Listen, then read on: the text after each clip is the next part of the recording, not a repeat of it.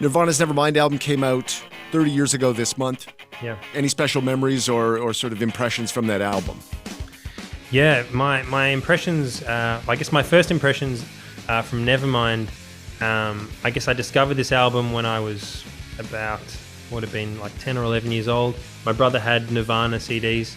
I actually heard the song Polly from the MTV Unplugged album, and then I went back and listened to the whole Nevermind album. But I think I just became obsessed with that song Polly, and I remember listening to the CD in my brother's CD player. He had like a 3-stack CD player in his bedroom, and I just go down and listen to it. And I feel like when you're that age listening to music, it's such an amazing experience. Like it's hard for me to feel as enchanted and excited and kind of just transported by music. So Nirvana were a big part of that kind of the beginning of that musical journey, especially in the alternative world for me. Do you remember the first time that you heard either Nevermind or Bad Motorfinger or Blood Sugar Sex Magik? Where you were, how you listened, who you were with? Yes. So I was debating sharing this or not, but I was young at the time, and at the same time I wasn't listening to Nirvana, but I was a kid and I was listening to Weird Al Yankovic, and he did his cover of Smells Like Teen Spirit. And I knew that he covered songs, but the music was so powerful, I needed to find out who the band was that he was covering, because it was unlike anything I've ever heard. And then I was in a conservative family, so we were trying to listen to wholesome music, and my parents probably not endorsing Nevermind for like a 5-year-old or 8-year-old, but I was allowed to listen to Weird Al. And I went silently in my room and listened to the record by myself, and I was incredible. It blew my mind. It was unlike anything I've ever heard.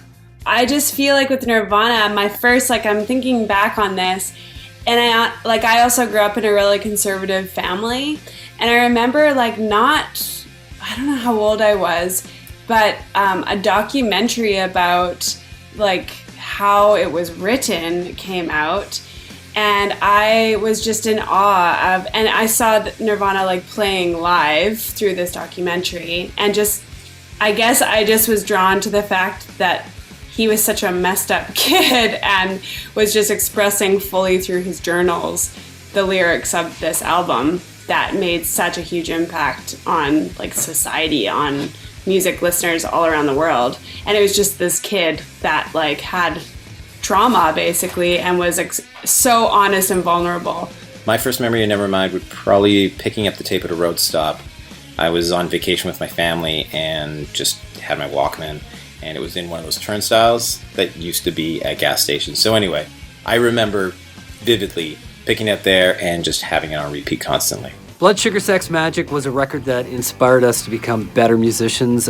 When it came out, we used to try to cover songs like Suck My Kiss, Breaking the Girl, Under the Bridge, and play the outro of Sir Psycho Sexy on loop, just because we admired the musicianship and the chemistry of the band and how all the players played off each other.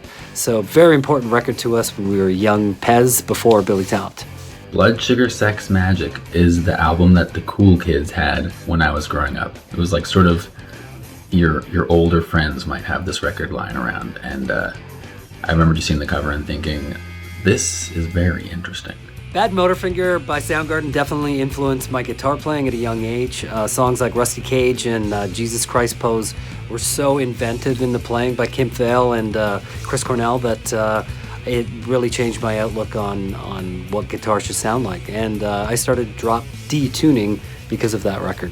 The musical genius under Lithium by Nirvana is that the chords move out of key in this crazy way.